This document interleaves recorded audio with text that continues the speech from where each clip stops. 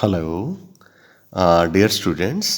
आज का जो टॉपिक है वो है इलेक्ट्रोमैग्नेटिक वेव थ्योरी। तो electromagnetic wave theory was given by James Clerk Maxwell in 1864 and is postulates are. तो इसमें जो postulates हैं, तो पहला जो postulate है इसमें कहा गया कि एनर्जी जब भी किसी हीटेड सब्सटेंस से एमिट होती है या से हीटेड फिलामेंट से एमिट होती है, तो एनर्जी जो है वो कॉन्टीन्यूसली एमिट होती है और ये रेडिएशंस की फॉर्म में या वेव्स की फॉर्म में एमिट होती है ये एनर्जी, और इस एनर्जी को रेडिएंट एनर्जी कहा जाता है। मैं रिपीट कर देता हूँ पहला पॉस्टुलेट।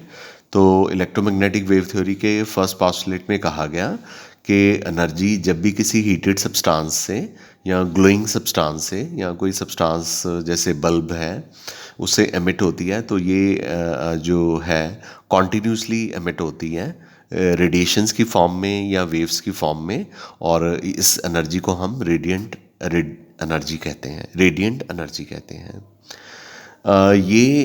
जो रेडिएशंस हैं जो कि हीटेड सब्सटेंस से एमिट हो रही हैं, ये दो फील्ड की बनी होती हैं, इलेक्ट्रिक एंड मैग्नेटिक फील्ड, और ये एक दूसरे के परपेंडिकुलर होती हैं और इनकी जो वेलोसिटी होती है वो लाइट की वेलोसिटी के बराबर होती है। और लास्ट पास्टलेट में ये कहा गया कि इनको ट्रैवल करने के लिए किसी मटेरियल मीडियम की ज़रूरत नहीं होती, यानी कि ये वैक्यूम में भी ट्रैवल कर सकती हैं। They do not require any material medium to for their propagation. जैसे देखिए सन से लाइट आती है, ठीक है, विजिबल लाइट, इंफ्रारेड आती है, इंफ्रारेड भी आती हैं, रेज आती हैं, तो वो स्पेस से ट्रेवल होते हुए अर्थ पे पहुंचती हैं, तो वैक्यूम से निकल के आती हैं ना, तो उनको ट्रेवल करने के लिए किसी मटेरियल मीडियम की ज़रूरत नहीं है।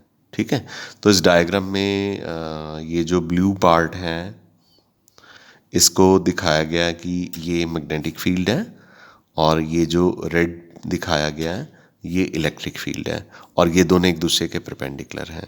ठीक है, तो ये इसके पॉस्टुलेट थे इलेक्ट्रोमैग्नेटिक वेव थ्योरी के। कुछ इम्पॉर्टेंट बच्चे डेफिनेशंस हैं, तो वो डेफिनेशंस आपने वैसे पढ़ी हुई हैं काफ़ी।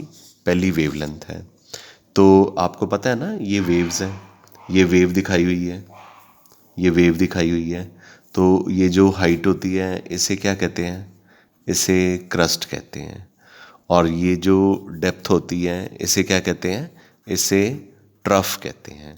तो दो क्रस्ट के बीच में जो डिस्टेंस होता है उसे वेवलेंथ कहते हैं, और इसे लैम्डा के साथ लिखते हैं।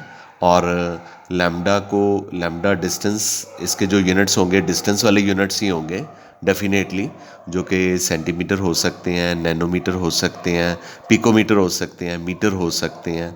ठीक है, तो दो कंसेक्यूटिव लेनी है, लेकिन आपने दो कंसेक्यूटिव एक दूसरे के बाद वाली दो कंसेक्यूटिव क्रस्ट या दो कंसेक्यूटिव ट्रफ के बीच में जो डिस्टेंस है उसे वेवलेंथ कहते हैं, और उसे लैम्डा के साथ लिखते हैं। ये हमारी फर्स्ट डेफिनेशन है। तो दूसरी डेफिनेशन है फ्रीक्वेंसी। इसमें हमने बताना है कि जो नंबर ऑफ वेव्स हैं passing through a point in 1 second या पर यूनिट टाइम, उसे फ्रीक्वेंसी कहते हैं। सपोज कीजिए कि ये वेव है, ये कंप्लीट साइकिल को वेव कहते हैं, यहाँ से लेके यहाँ तक ये कंप्लीट साइकिल है। ठीक है, ये कंप्लीट साइकिल है। तो कितनी वेव्स जो हैं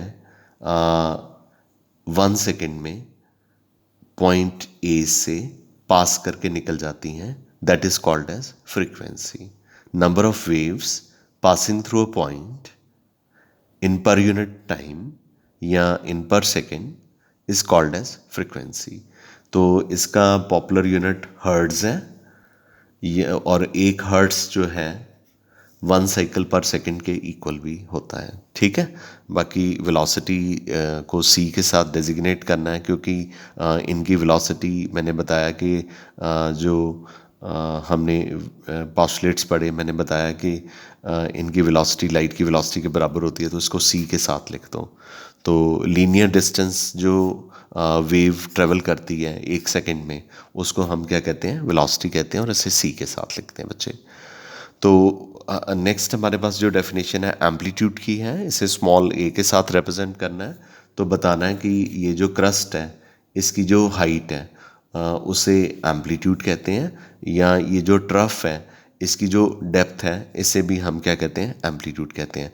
तो इसके यूनिट्स जो हैं वो भी वेवलेंथ वाले यूनिट ही होंगे। सेंटीमीटर हो गया, नैनोमीटर हो गया, पिकोमीटर हो गया, मीटर हो गया, क्योंकि ये डिस्टेंस ही है ना, तो डेफिनेटली इसके यूनिट्स जो हैं वेवलेंथ वाले होंगे। और आखिरी डेफिनेशन जो मैं आपको बताना चाहता हूँ वो मेरे पास वेव नंबर की है। तो वेव नंबर को हमने जो है न्यू बार के साथ लिखना है। ये मैंने बार नहीं लिखा हुआ, मैं लिख देता हूँ, न्यू बार के साथ लिखना है। तो बताना है कि ये सपोज़ कीजिए पॉइंट ए है, ये पॉइंट बी है, और ये 1 सेंटीमीटर इसकी लेंथ है। नहीं, मुझे पता है ये 1 सेंटीमीटर नहीं है, पर आप अज्यूम कर लीजिए कि ए और बी के बीच में जो डिस्टेंस है वो सिर्फ 1 सेंटीमीटर है।